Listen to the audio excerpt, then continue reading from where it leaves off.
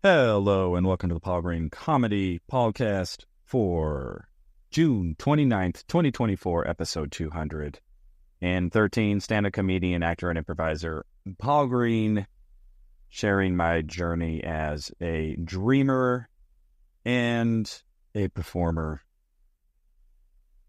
And it has been such a fascinating journey so far, and so many incredible things are happening, and I'm starting to just feel movement in all kinds of positive directions, for which I am extremely grateful and excited and ambitious and looking forward to the future.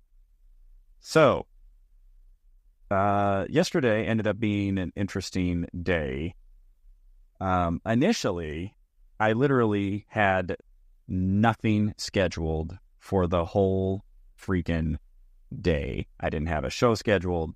I didn't have any appointments. And since it was the day after my birthday, I was very much looking forward to just taking a day to myself. I was going to go find a little hole somewhere to crawl into and do a bunch of writing and reflecting. Well, none of that happened. So I wake up when I want to wake up, which is so nice when I don't have to set an alarm and I can just sleep in and wake up when I want to wake up.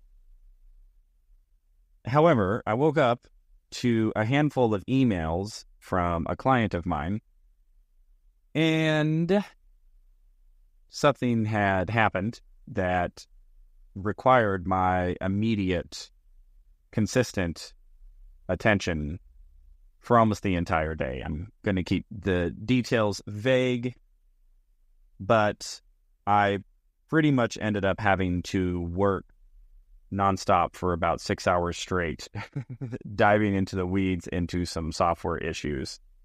Not going to lie, it was a little stressful. I was not anticipating on putting that workload in today, obviously. And it was a pretty significant change, and so I'm a little anxious because I launched all the changes last night, but once today kind of gets rolling, today being Sunday, I am going to probably have to be on call pretty much all day just to be available for troubleshooting, for clarification. It was a pretty big shift that happened to where I pretty much had to migrate an entire lead flow system into a new software program. What does any of this have to do with anything? Good question, audience who might be thinking that. To me, I'm in this very interesting phase because I have these big dreams of being a performer, which I am doing and which I'm going towards. However, financially, I'm not at a position to let go of the old day job, as it were. And so even though these sort of stressful things happen and they acquire my attention, the other side of that is I'm just so grateful to be in a position to earn an income while still pursuing my dreams. And plus I do enjoy the work. I actually enjoy the work a lot. And so, it's not like I'm having to do some sort of soul-sucking, drain my energy, drain my life job. Even though it was a stressful thing, I wasn't anticipating it. It also is an expertise that I have, and it's an opportunity for me to be of service to a business and to a business owner, and to be able to step in and help out.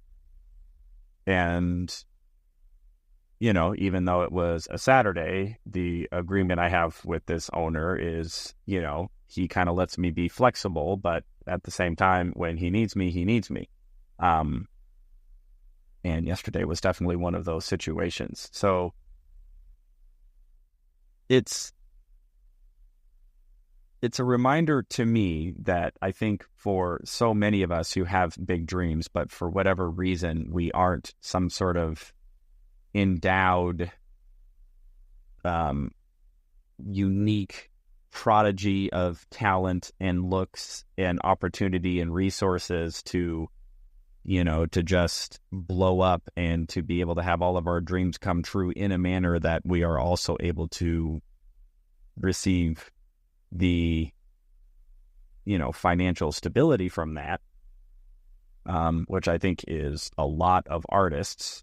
I know a lot of comedians, a lot of actors, all have side hustles, all have side jobs to just try to keep some money coming in between gigs. And sometimes gigs are far and few between. And sometimes the gigs that do come do not really pay a whole heck of a lot. So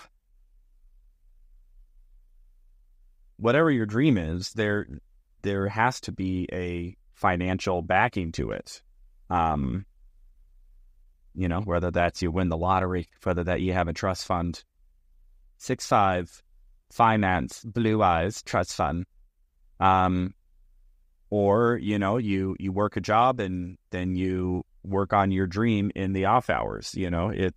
It's a necessity. And so I talked about this before, but whatever it is that you're going for, setting yourself up in a manner to where you can get your finances taken care of while also having enough time and flexibility to also pursue the dream is so crucial. And again, I'm just very grateful to be in the circumstances that I'm in. And it just allows me to pursue the dream at a pace that is reasonable and steady. And I think that's very important. And again, I'm very grateful for it. And so it's just something that when I have these experiences to where on the surface, it may seem like, oh, that's so stressful that you woke up on a Saturday and next thing you know, you thought you had the whole day off, but now you're working. And I honestly don't think about it that way. I just go, how fortunate am I to be able to work and provide finances for myself until I'm able to get myself in a financial position to where, I'm able to support myself solely on comedy. And, there may come a day where that hand gets pushed a little bit or where I maybe need to take a leap of faith or whatever. But in the meantime, again, just very blessed and fortunate to be in the position that I'm in. It reminds me a lot of, I don't know how many of you saw the Arnold Schwarzenegger documentary that came out on Netflix. It's been a few months now, but even Arnold Schwarzenegger talked about how when he transitioned into acting, of course, he was a, professional bodybuilder and he made whatever money he made doing that. But, he took all the money that he made from bodybuilding and he invested in real estate. And then he would buy an apartment building and then he would just live in the apartment building and rent out the rest of the units. And so he had money coming in and that gave him the flexibility to grow as an actor and a performer, to take acting classes, to work on his accent, to work on his diction and his enunciation. And then he also wasn't desperate to where he had to take just any acting job that might come his way because he knew what he wanted. He knew he wanted to be a movie star, which means he needed to be able to support himself until a big hit came. And I think his first big movie was Conan the Barbarian, if I remember correctly. But I remember that in his documentary of him just saying yeah, I didn't want to be a character actor. I wanted to be a movie star, but I knew that I didn't want to be desperate, so I made the money in real estate. That's why I didn't have to take stupid character acting roles or whatever he said, And I think that is very important because as much as I believe in dreaming, as much as I believe in going for big things and looking at big, scary, impossible dreams and just taking a step towards them as much as you can, I'm also very pragmatic and understanding that bills have to get paid, life shows up, utility bills need to be paid on time, and rent and mortgages need to be paid on time, and car payments and registration, and, children need to eat, and, it's a reality. So as I have really started to focus on my goals and my dreams, I have always done so with a pragmatic element to it, which is, how can I set myself up financially? How can I take care of myself financially in a manner to where I'm able to show up and provide good service as an employee, as a, and to clients, while also being able to have enough flexibility and space in my schedule and in my energy to hone my craft as a comedian and to market myself as a comedian and to travel and to do all of that. And again, in this position, I know it's easy for me to say because I'm in a extremely fortunate position to be able to do that. But I was also very deliberate in setting myself up this way. It didn't just happen. It's like when I would look for jobs, I always made sure that I could work remotely. I always made sure that there was an element of flexibility. And I also made sure that I had a skill set that would afford me to do that. And so, I don't know, just something to keep in mind for whatever that means, because any sort of dream, there's got to be a financial component to it, and usually whatever the dream is not actually going to yield financial benefits immediately, like almost never. Sometimes it takes 10 years, sometimes it takes 15 years, sometimes it takes 20 years, and there's bills that got to be paid. I think a lot about Seinfeld. A lot of people don't realize that Seinfeld was doing comedy for 10, 15 years before, Seinfeld hit. He had to live in New York. He had bills to pay, he had rent to pay. I probably shouldn't bring him up in his example because I don't know enough about his situation. Maybe somebody knows, like, he had rich parents, which actually I think he did, but I don't know. Either way, he still had to support himself while he was honing his craft as a comedian. He said he had been on the Tonight Show like 5 or 6 times and nobody cared. He didn't blow up immediately. It took, I think he said he had been performing on the Tonight Show like for 10 years before an NBC executive saw him and said, "Oh, we should do a show." And then I think it was like another 10 years before the show even went.